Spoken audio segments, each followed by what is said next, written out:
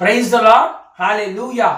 என்ன அநேக காரியங்கள், அதாவது இவ்வாறு நடந்துருமோ அவ்வாறு நடந்துருமோ என்று கலங்கி போய் இருக்கிறீர்களா சகோதர சகோதரிகளே?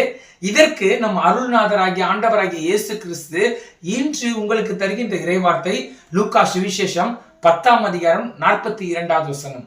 தேவையானது ஒன்றே, மரியாள் தன்னை விட்டு ஈடுபடாத நல்ல பங்கை தெரிந்து கொண்டாள். ஆமென். இங்கே ஆண்டவராகிய இயேசு கிறிஸ்து வரும் பொழுது மார்த்தாள் என்ற பெயர் கொண்ட ஸ்திரீ அவரை தன்னுடைய வீட்டிற்குள் ஏற்றுக்கொள்கின்றாள். அவர் வீட்டுக்கு வந்த பிறகு மார்த்தாள் மரியாள் என்ற இரு சகோதரிகளை காண்கின்றார். இந்த மார்த்தாள் பற்பல காரியங்கள் செய்வதில் பிஸியா இருக்கிறாள். ஆனால் மரியாளோ நம் அருள்நாதராகிய இயேசு கிறிஸ்துவின் பாதத்தருகில் உட்கார்ந்திருந்து அவருடைய வசனத்தை கேட்டுக்கொண்டிருந்தாள் என்று லூக்கா சுவிசேஷம் 10ஆம் அதிகாரம் 39வது வசனத்திலே படிக்கின்றோம். இங்கே நீங்கள் பார்க்கும் பொழுது இந்த மரியாள் ஆண்டவராகிய இயேசு கிறிஸ்துவிடத்தில் ஜெபம் செய்கிறவளாக இருக்கின்றார். அதாவது எப்படி என்று பார்க்கும் பொழுது முதலாவது அவருடைய பாதத்தின் அருகிலே உட்கார்ந்து இருக்கிறார். அதாவது அவருடைய பிரசன்னத்தை அனுபவிக்கிறவளாக இருக்கின்றார்.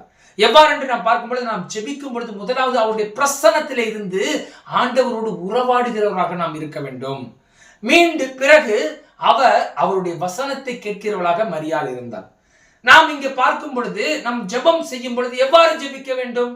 முதலாவது தேவனுடைய பிரசன்னத்திலே உட்கார்ந்திருந்து அவருடைய பிரசன்னத்தை அனுபவிப்பவராக நாம் இருந்த பிறகு வேதத்தை வாசித்து ஆண்டவராகிய இயேசு கிறிஸ்து என்ன சொல்கிறார் என்பதை நாம் கேட்க வேண்டும்.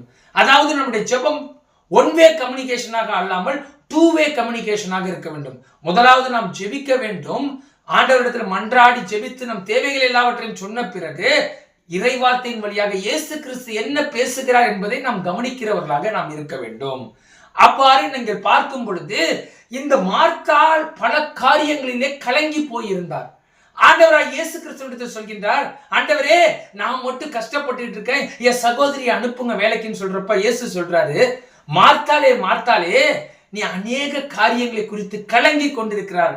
தேவையானது ஒன்றே, மரியாள் தன்னை விட்டு எடுபடாத நல்ல பங்கை தெரிந்து கொண்டார் என்றார். அதாவது நம்முடைய வாழ்க்கையில் தேவையானவர் நம் அருள்நாதராகிய இயேசு கிறிஸ்து ஒருவரே. அவரை நீங்கள் பற்றி கொள்ளும் பொழுது அவர் உங்களை விட்டு எடுபடாத நல்ல பங்கை உங்களுக்கு தருவார். சகோதர சகோதரிகளே, நாம் மார்த்தாளை போல அநேக காரியங்களை குறித்து கலங்குகிறவராக இல்லாமல் மரியாளை போல தேவையான ஒருவராகிய அருள்நாதரை பற்றி கொள்ளும் பொழுது நாம் எல்லாவற்றையும் நமக்கு தந்து இம்மைக்குரிய ஆசீர்வாதத்தையும் தருவார், மறுமைக்குரிய ஆசீர்வாதத்தையும் தந்து நம்மை உயர்த்த வல்லவராய் இருக்கிறார். நாம் இப்ப ஆண்டவராகிய இயேசு கிறிஸ்துவை நோக்கி ஜெபிப்போமா? ஸ்தோத்திரம் தகப்பனே, துதிக்கிறோம் அப்பா. அப்பா, இந்த காணொலியை பார்த்து கொண்டிருக்கிற உம்முடைய பிள்ளைகள் ஒவ்வொருவரும்